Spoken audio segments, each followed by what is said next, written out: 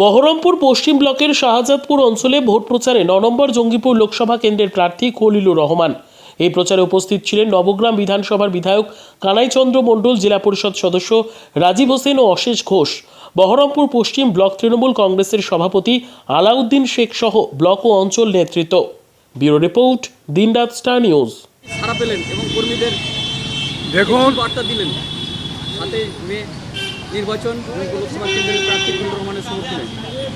খলিলুর রহমান একজন জনপ্রিয় এমপি হিসাবে 5 বছর কাজ করেছেন। মানুষের সুখে দুঃখে বিপদে আপদে মানুষের পাশে থেকেছেন, ডেভেলপমেন্টের কাজ করেছেন এবং তার সাথে সাথে মানুষের সহযোগিতামূলক কাজের সঙ্গে ছিলেন, যে কারণে খলিলুর রহমান প্রার্থী হিসাবে অবসংবাদী একজন নতুনভাবে আবার তিনি মনোনয়ন পেয়েছেন। মমতা ব্যানার্জি তাকে মনোনয়ন দিয়েছেন। সুতরাং এই প্রচার দেখছেন খুবই সফল এবং ব্যাপকভাবে জনগণ রাস্তায় নেমেছে, মায়েরা নেমেছে এবং কৃষক, সমস্ত অংশের যুব অংশ, তারাও আজকে দুহাত তুলে আশীর্বাদ করছেন খলিলুর রহমানকে তারা বিপুল ভোটে জয়যুক্ত করবেন। সুতরাং এই প্রচার আমাদের কাছে খুব সাফল্যের সঙ্গে এই প্রচারের আমরা শেষ লগ্নে উপস্থিত হয়েছি এবং খলিলুর রহমান এই নির্বাচনে আপনি দেখতে পাচ্ছেন আপনারা যে বিপুল ভোটে এই জঙ্গিপুর কেন্দ্র থেকে নির্বাচিত হবেন এবং মানুষের আশীর্বাদ দোয়া আজকে তার উপরে পড়বে। আমি এই এলাকার জনগণ যেভাবে আজকে সাড়া দিয়েছেন সকাল থেকে, আমি সমস্ত আমার নবগ্রাম বিধানসভার সমস্ত জনগণ, মা বোনেরা, সমস্ত যুবক অংশ, তাদের আমি ধন্যবাদ জানাচ্ছি, শুভেচ্ছা জানাচ্ছি। তারা সবাই ভালো থাকুন। ধন্যবাদ। সরাসরি কথা বলবো, আমরা আমাদের জঙ্গিপুর লোকসভার প্রার্থী জনাব খলিলুর রহমান সাহেবকে পেয়ে গেছি। আমরা আজকে এই নবগ্রাম বিধানসভায় প্রচার করলেন, আজকে প্রচারের শেষ লগ্ন, এই বিষয়ে কি বলবেন? জনগণের কতটা সাড়া পেলেন? আজকে প্রচারের শেষ লগ্ন এখনও হয়নি।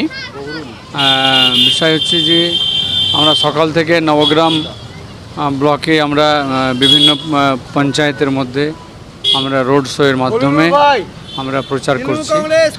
আসসালামু আলাইকুম, দোয়া করবেন। হ্যাঁ, এবং আমাদের সম্মানীয় বিধায়ক সঙ্গে রয়েছেন এবং আমরা বিকেলবেলা সেকেন্ড হাফে আমরা রয়েছি বহরমপুর যেটা পশ্চিম ব্লক।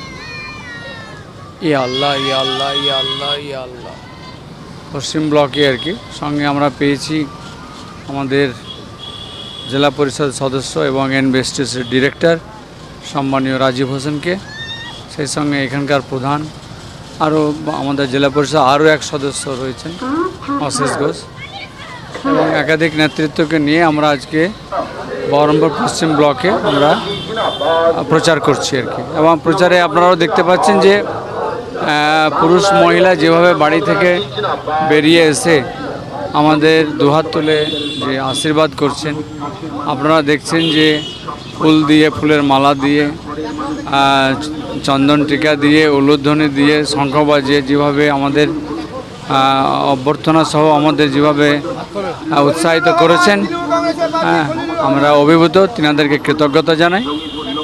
এবং যেভাবে 5টি বছর জঙ্গিপুর লোকসভাবাসীর পাশে আমি থেকেছি, যে আস্থা বিশ্বাস আমার উপরে আমাদের জননেত্রী মমতা ব্যানার্জি রেখে দ্বিতীয়বার মনোনীত করেছেন, ঠিক তেমনটাই আমিও জঙ্গিপুর লোকসভাবাসীর প্রতি আমার আস্থা এবং বিশ্বাস যে তিনারা আমাকে পুনর্নির্বাচিত করবেন।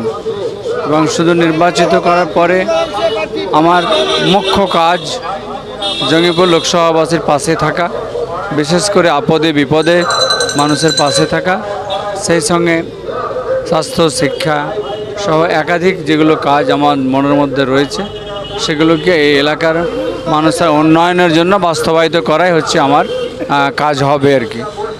কাজে সেই দিনে